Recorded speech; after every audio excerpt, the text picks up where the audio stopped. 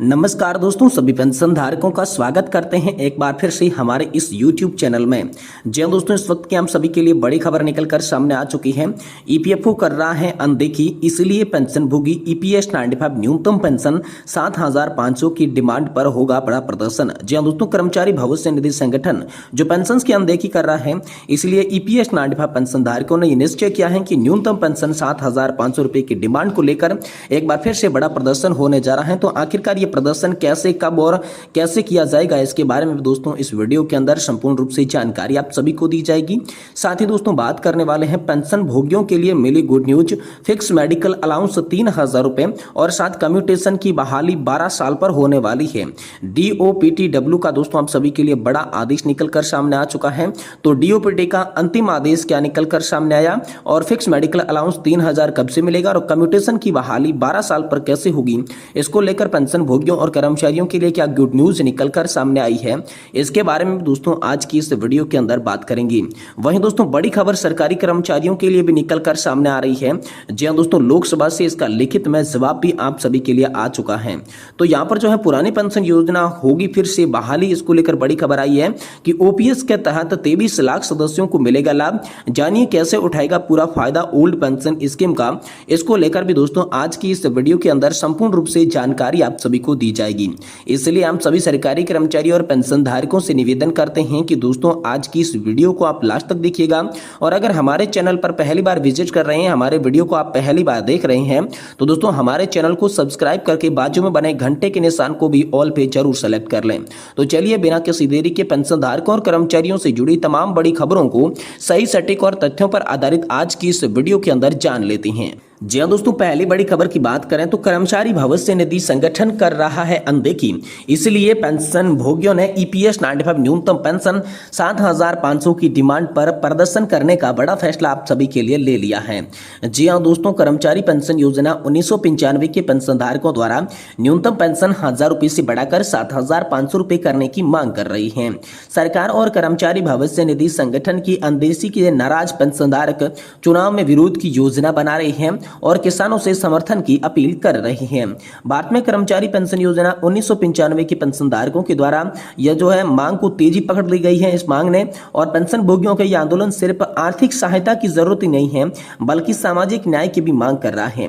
उम्र के आखिरी पड़ाव में जहां जीवन यापन की चुनौतियां और अधिक कठिन हो जाती है, वहां पर 1,000 रुपए की पेंशन से उनके लिए पर्याप्त नहीं है। ऐसे में पेंशन धारक उम्मीद कर रहे हैं कि कर्मचारी भविष्य निधि संगठन यानी कि ईपीएफओ जो है उनकी जायज मांग को मानेगा, उनकी पेंशन में उचित वृद्धि करेगा। तो चलिए जानते हैं कि पेंशन भोगी ईपीएस 95 न्यूनतम पेंशन 7,500 रुपए की मांग को लेकर क्या नया अपडेट आया है, विस्तार से बात करते हैं। देखिए सबसे पहले बात करते हैं पेंशन भोगियों की उम्मीद के बारे में। इस तरह की राहत सामने अड़चनों में पेंशन भोगी नाराज है। केंद्र सरकार, श्रम मंत्रालय और कर्मचारी भविष्य निधि संगठन पर उनकी नाराजगी साफ झलकती है। उनका मानना है कि सरकार द्वारा उनकी इस गंभीर समस्या पर ध्यान नहीं दिया जा रहा है। गौतम चक्रवर्ती जो कि एक वरिष्ठ नागरिक हैं, उन्होंने अपनी नाराजगी व्यक्त करते हुए कहा कि प्रधानमंत्री मोदी ने किसानों की मांग को जिस तरीके से मान्यता दी वह सराहनीय है, लेकिन निजी स्कूलों के शिक्षक और अन्य संगठित क्षेत्र में कर्मचारियों के योगदान को नजरअंदाज नहीं किया जाना चाहिए। दोस्तों पेंशन धारकों का कहना है कि निजी स्कूलों के शिक्षक, निजी अस्पतालों के कर्मचारी और अन्य संगठित क्षेत्र में काम करने वाले लोग राष्ट्र निर्माण में महत्वपूर्ण भूमिका निभाते हैं। ये सभी व्यक्ति अपने अपने क्षेत्र में उत्कृष्ट प्रदर्शन कर देश की वैश्विक मंचों पर सम्मान दिलाती हैं, लेकिन दुर्भाग्यवश जैसे ये लोग वृद्धावस्था में पहुंचते हैं, सरकार और समाज दोनों ही इन्हें भूल जाता है। इस समय जब जरूरी वस्तुओं की कीमतें आसमान छू रही हैं, तब भी कर्मचारी पेंशन योजना 1995 के पेंशन भोगियों को औसत 1,400 रुपए की मासिक पेंशन से अपना गुजारा करना पड़ रहा है। यह स्थिति उनकी आर्थिक असुरक्षा को और भी गहरा करती है। इस तरह पेंशन राशि को बढ़ाने की मांग करते हुए पेंशन भोगियों ने चोट पर नमक छिड़कने जैसा मानते हुए दोस्तों हम सभी के लिए बताया है। और संसद में दोस्तों इसकी आवाज भी उठी है, इसको लेकर भी बड़ी खबर आई है। मौजूद मानसून सत्र के दौरान लोकसभा और राज्यसभा में विभिन्न दलों के सांसदों ने पार्टी लाइन से ऊपर उठकर पेंशन धारकों की दयनीय स्थिति पर आवाज उठाई है।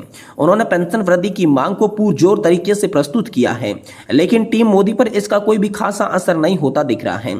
सरकार ने इस मामले में अभी तक कोई ठोस कदम नहीं उठाया है, जो पेंशन धारकों के बीच यहाँ पर जो है अधिक नाराजगी का कारण यहाँ पर बनता हुआ दिखाई दे रहा है। वहीं पेंशन धारकों की अगली रणनीति की बात करें तो पेंशन धारकों ने उत्तर प्रदेश विधानसभा चुनाव की 10 सीटों पर होने वाले उपचुनाव में भाजपा के खिलाफ एक रणनीति तैयार की है।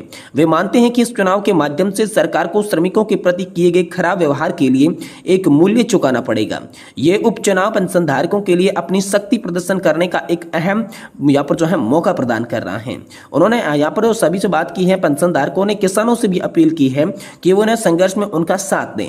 उनका मानना है कि किसान अपनी संगठनात्मक ताकत का इस्तेमाल करके एनडीए सरकार को पेंशन वृद्धि के लिए मजबूर कर सकती हैं। उन्होंने किसानों को याद दिलाया कि योगदान का लाभ समाज में सभी वर्गों ने उठाया है और अब समय आ गया है कि वो पेंशन धारकों की इस जायज मांग का समर्थन करें। यानी कि पेंशन धारकों ने किसानों से समर्थन मांगा है कि वो वर्तमान में जो 1000 रुपए की औसत पेंशन मिल रही है उसे 7500 रुपए करने की मांग को लेकर सरकार के सामने प्रदर्शन के अंदर पेंशन धारकों का साथ निभाएं। वहीं दोस्तों अगली बड़ी खबर की बात करें तो पेंशन भोगियों को मिली good news. Fix medical allowance 3000 रुपए, कम्यूटेशन की बहाली 12 साल पर, डीओपीटी का अंतिम आदेश इसके लिए जारी हो चुका है। जी हां दोस्तों, विज्ञान भवन में पेंशन भोगी की मांग पर विचार करने के लिए डीओपीटी की एक महत्वपूर्ण बैठक आयोजित की गई। इस बैठक में केंद्रीय मंत्री डॉक्टर जितेंद्र सिंह, केंद्र सरकार के विभिन्न विभागों के प्रतिनिधियों और पेंशन भोगी संगठनों ने यहाँ पर जो है प्रतिनिधि शामिल हुए थे। इस बैठक में पेंशन भोगियों की विभिन्न मांगों पर चर्चा की गई, कुछ महत्वपूर्ण निर्णय लिए गए। तो चलिए जानते हैं कि पेंशन भोगियों को महत्वपूर्ण बैठक में क्या क्या फायदे हुए, इसके बारे में विस्तार से बात करते हैं। पहले की बात करें तो पेंशन भोगियों का हेल्थ चेकअप को लेकर बड़ी खबर आ रही है। पेंशन भोगी संगठनों ने पेंशन धारकों के लिए आवधिक हेल्थ चेकअप की मांग की। स्वास्थ्य और परिवार कल्याण मंत्रालय के प्रतिनिधियों ने बताया कि पेंशन धारकों को साल में एक बार हेल्थ चेकअप कराने की अनुमति दी गई है। हेल्थ चेकअप में इच्छुक पेंशन धारक सीजीएच सूचीबद्ध अस्पताल में सीजीएच वेलनेस सेंटर के सीएमओ से रेफर ले सकती हैं। वहीं 65 साल से मिले 5% अतिरिक्त पेंशन का फायदा।